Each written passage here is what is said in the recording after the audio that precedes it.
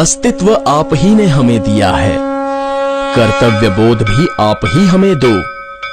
इस जग को अलौकिक कर सके ये शक्ति भी आप हमें दो। माहेश्वरी समाज का उत्पत्ति दिन श्री महेश नवमी के स्वरूप में मनाया जाता है। माहेश्वरी समाज की उत्पत्ति संक्षिप्त रूप में दिखाने का छोटा सा प्रयास। जय महेश।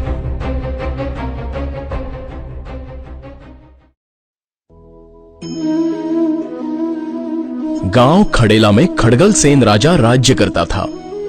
उसके राज्य में सारी प्रजा सुख और शांति से रहती थी।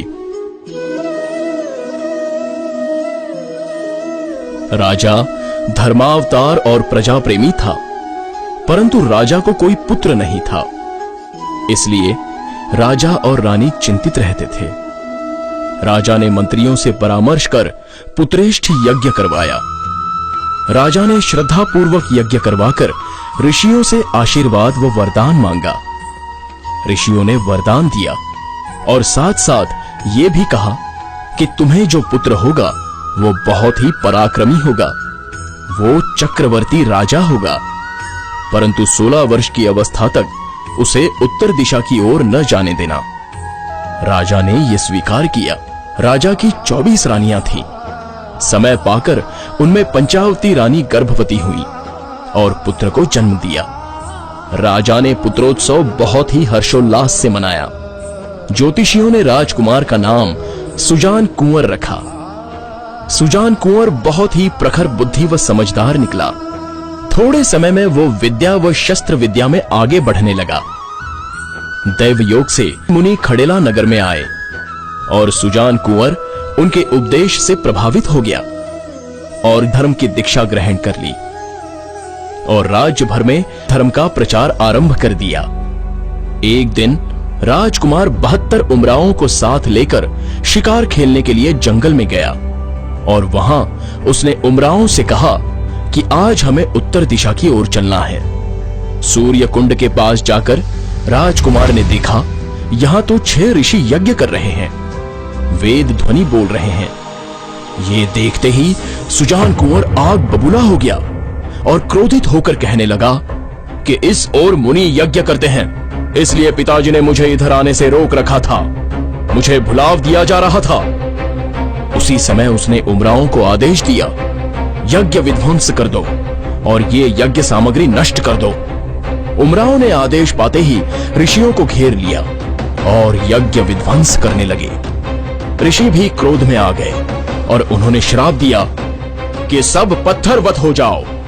श्राप देते ही राजकुमार सहित सारे उमराव पत्थर के हो गए।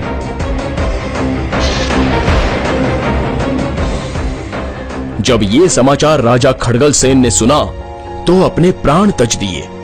राजा के साथ 16 रानियां सती हुई। राजकुंवर की कुंवरानी चंद्रावती उमराव की स्त्रियों को साथ लेकर ऋषियों के शरण में गई, अनुनय विनंती की और श्राप वापस लेने की प्रार्थना की। तब ऋषियों ने उन्हें बताया कि हम श्राप दे चुके हैं, अब तुम भगवान गौरी शंकर की आराधना करो।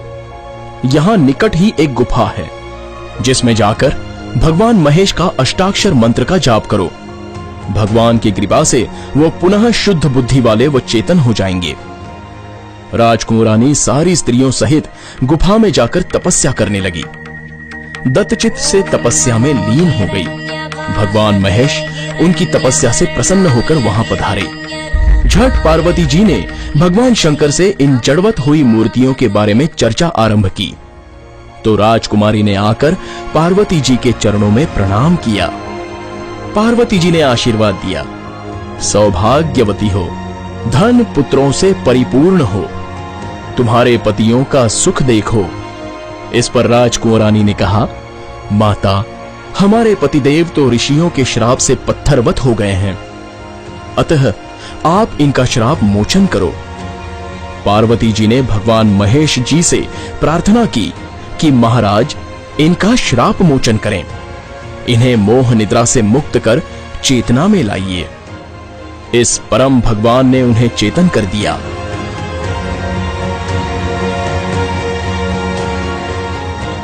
चेतन अवस्था में आते ही उन्होंने महेश पार्वती को घेर लिया।